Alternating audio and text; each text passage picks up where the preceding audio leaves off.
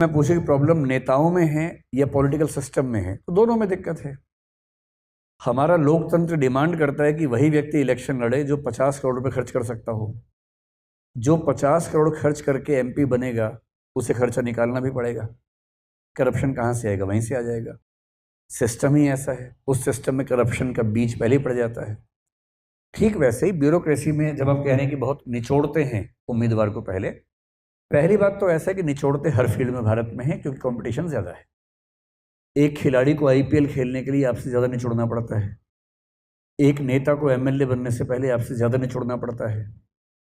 किसी भी फील्ड में एक स्टार्टअप करने वाले को तो आपको अंदाज़ा होगा, उसके निचोड़ने की कोई सीमा ज़िंदगी भर नहीं होती है।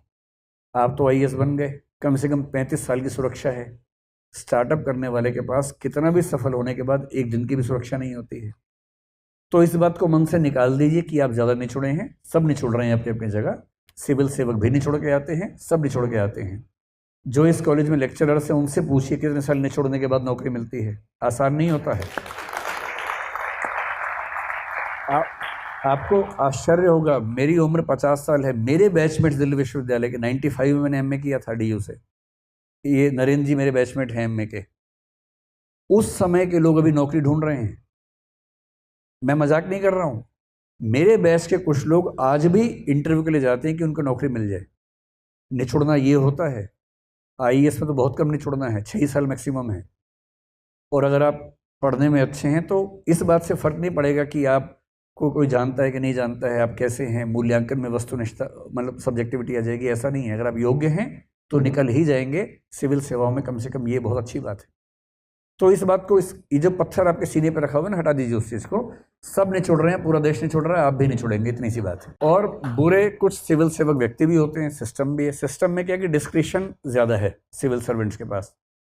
डिस्क्रिशन का मतलब विवेकाधीन शक्ति। विवेकाधीन शक्ति ना दें तो प्रशासन चल नहीं सकता। विवेकाधीन शक्ति देते ही करप्शन का स्कोप पैदा हो जाता है। तो सिस्टम भी क्या करे। इसलिए सेकंड एआरसी जो है, प्रशासनिक सुधार आयोग था दूसरा, उसकी रिपोर्ट्स है। चौथी रिपोर्ट में बड़ी साफ रिकमेंडेशन है कि जहाँ जहाँ संभव हो सिविल सर्वेंट्स के डिस्क्रिशन कम हो। डिस्क्रिशन देनी है तो व्यक्ति को ना दे के समिति को दी जाए, और हर डिस्क्रिशनरी यूज़ की व्याख्या करना अनिवार्य हो। ऐसे कुछ प्रोविजंस हैं। लेकिन ये ब्लैंकेट स्टेटमेंट देना कि सिविल सर्वेंट्स खराब हैं या सिस्टम खराब है, ऐसा नहीं है। इसी सिस्टम ने बहुत हीरे पैदा किए हैं, और एक से एक शानदार सिविल सेवकों को मैं भी जानता हूँ। हाँ, ये ज़रूर है कि संख्या कम है, पर अंधेरा नहीं है, रोशनी भी पर्याप्त है इसमें। सर, जैसे